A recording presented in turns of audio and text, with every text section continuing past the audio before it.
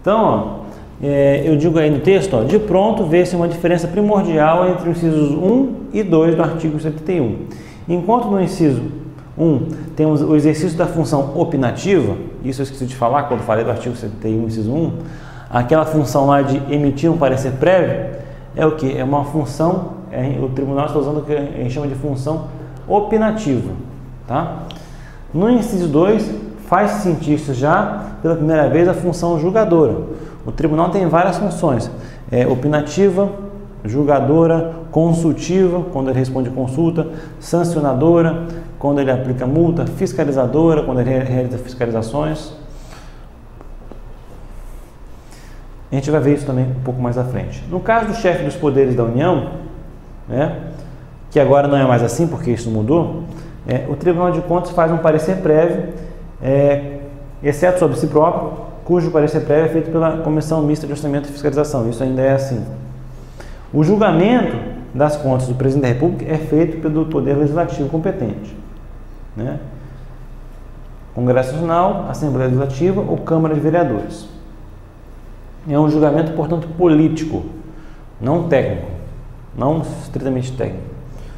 E não há vinculação, mais uma vez eu repito, entre o parecer prévio do tribunal e a decisão do Congresso Nacional. Já no inciso 2, temos o julgamento técnico. Esse julgamento aqui, das contas anuais, das contas especiais, é considerado um julgamento técnico. É um tribunal que julga, mas é considerado um julgamento técnico. Nesse inciso 2, cabem todos os administradores, cidadãos, pessoas físicas, jurídicas, públicos e privados, enfim, todo mundo, exceto o Presidente da República, nessa qualidade, né? E é importante notar que o julgamento propriamente dito das contas comporta as contas anuais, que eu estou falando aqui, e as contas especiais. Abaixo eu coloco um quadrinho, vocês podem acompanhar. Esse quadrinho aí também ficou um pouquinho desatualizado, né? Por causa da mudança da legislação.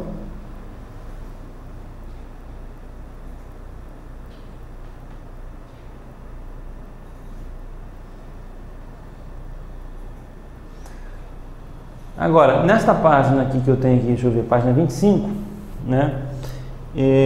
Eu trago um assunto interessante sobre jurisprudência, que é comum cair em prova, tá? É comum em provas de concurso perguntarem se o Tribunal de Contas tem jurisdição sobre uma pessoa jurídica privada, ou se uma empresa privada pode responder ou ser multada perante o Tribunal de Contas. Então, por tudo isso que eu já expliquei aqui, né, uma pessoa jurídica privada, ela pode ser multada ou responder perante o Tribunal de Contas? Pode. Se ela causar prejuízo ao erário, ela vai ter o quê? Aberta uma conta especial e ela vai ser julgada perante o Tribunal de Contas. Então, neste caso aqui, fica evidente a resposta às perguntas, né? E tem a decisão aí do STF sobre essa questão. Embora a entidade seja de direito privado, sujeita-se à fiscalização do Estado, pois recebe recursos de origem estatal e seus dirigentes hão de prestar contas dos valores recebidos. Quem gere dinheiro público ou administra bem o interesse da comunidade deve contas ao órgão competente para a fiscalização.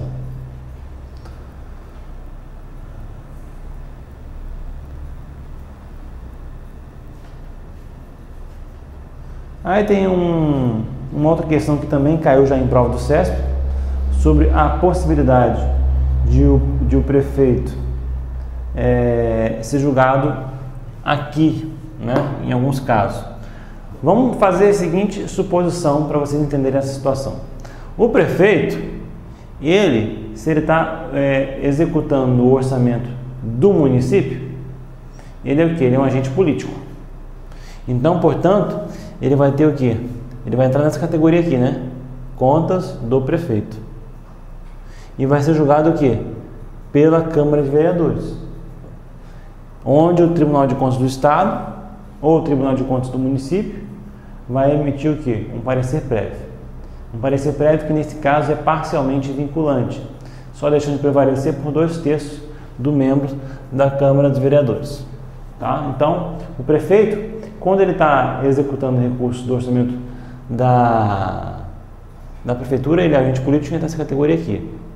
Acontece que em prefeituras, principalmente as prefeituras pequenas, aqui em Mato Grosso temos muitas prefeituras pequenas, o prefeito, ele participa ativamente da execução da despesa. Por exemplo, o prefeito de Novo São Joaquim, que tem aqui no interior do Mato Grosso, ele tem uma atividade, não conheço ele, nem sei quem é, eu só dando um exemplo só.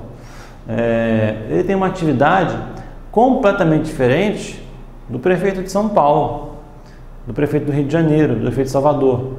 Por quê? Nessas cidades, como a administração pública ela é muito mais complexa, o prefeito não participa das atividades das atividades administrativas de execução de despesa meramente. Ele é um agente político, ele manda fazer.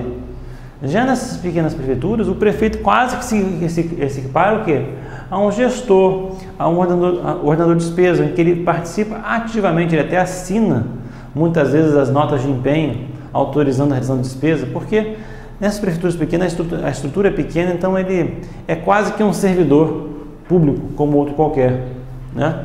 Então existe uma tendência, existe uma jurisprudência do Tribunal de Contas da União que diz que nesses casos em que o prefeito participa ativamente do processamento da despesa, ele vai responder aqui em cima do ponto de vista político e vai responder aqui em contas anuais, né? Ou aqui, se causar prejuízo o ato dele, em contas especiais, por esses atos de gestão que eventualmente causarem prejuízo, ou pelos atos em que ele está atuando como ordenador de despesa, tá?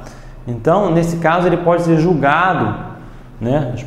Nesse caso aqui, ele pode ser, nesse caso, ele pode ser julgado diretamente pelo Tribunal de Contas, não havendo, portanto, a necessidade de que todos os atos desses prefeitos sejam exclusivamente julgados pela Câmara de Vereadores. Apenas os atos em que ele exerce, vamos dizer assim, atividades de cunho eminentemente político. Tá? Então, essa questão é importante, já caiu em prova discursiva do CESP em certo ano aí, que agora não me lembro. Tá? Então, só para ficar bem claro, esse inciso 1 e esse inciso 2, eles são vitais e importantes para o candidato que vai estudar concurso em que tem controle externo para um concurso de Tribunal de Contas. Ele tem que entender muito bem isso aí. Então, a parte geral a gente já falou. Nós vamos falar no final do curso, quando a gente tiver, que essas aulas escritas aqui, eles vão até a aula 1, 2, 3 e 4. Na aula 5, mais ou menos, eu vou dar uma breve introdução sobre regimento interno e lei orgânica do Tribunal de Contas. E lá eu vou detalhar um pouquinho mais como que isso é entendido no tribunal. Mas para a grande maioria dos concursos, essas informações que eu coloquei aqui, relativamente a contas, é quase que suficiente. Tá? Aí tem algumas questões de concurso que vamos tentar resolver agora, juntos. Eu peço que vocês deem uma olhada aí na página 27, aqui no meu arquivo é a página 27, que começa assim: TCU 2004. Acerca do controle externo no Brasil, julgo os itens a seguir. No âmbito do direito brasileiro, embora o controle de constitucionalidade seja realizado eminentemente por parte do Poder Judiciário, o TCU pode, no exercício de suas competências, reconhecer a incompatibilidade de uma norma jurídica com a Constituição.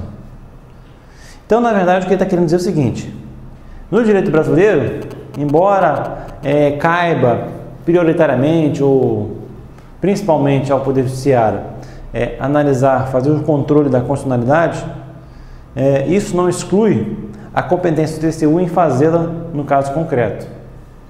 Isso é exatamente o que a gente discutiu na aula anterior, né? O TCU pode realizar o controle da constitucionalidade no caso concreto, tá?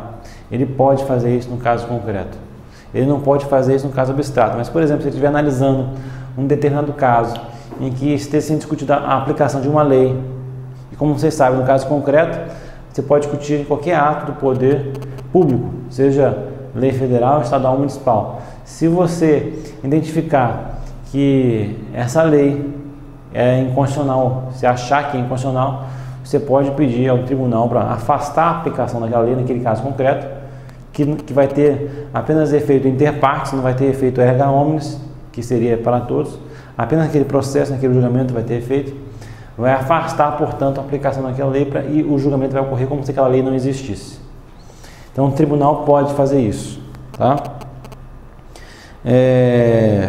Então, a afirmativa, no âmbito do direito brasileiro, embora o controle de constitucionalidade seja realizado eminentemente por parte do Poder Judiciário, o TCU pode, no exercício dos competentes, reconhecer a incompatibilidade de uma norma jurídica com a Constituição. Pode. Então, a assertiva 1 é verdadeira. Tá? Questão 2. Considerando o controle externo como aquele realizado por órgão não pertencente à estrutura do produtor do ato a ser controlado, é correto afirmar que, no Brasil, o TCU não é o único componente do poder público encarregado daquela modalidade de controle, né? O TCU exerce o controle externo da administração pública, mas o Congresso Nacional é o titular do controle externo. Ele também exerce algumas atividades próprias dele. Então, não é só o TCU que exerce a atividade de controle externo. Por aí, já estaria correto, né? Mas nós temos também o controle externo do Ministério Público sobre a polícia. Nós temos o controle do Judiciário sobre a administração pública, em alguns casos. O controle do Judiciário sobre o Congresso Nacional, em outros casos. Então, a afirmativa é correta. O TCU não é o único componente do poder público encarregado daquela modalidade de controle, principalmente porque o Congresso Nacional é o titular do controle externo e ele exerce algumas funções próprias de controle externo. Tá? Então, a 2 está correta. Próxima questão. Em relação às regras constitucionais sobre controle externo, julgue os itens que se seguem. 3.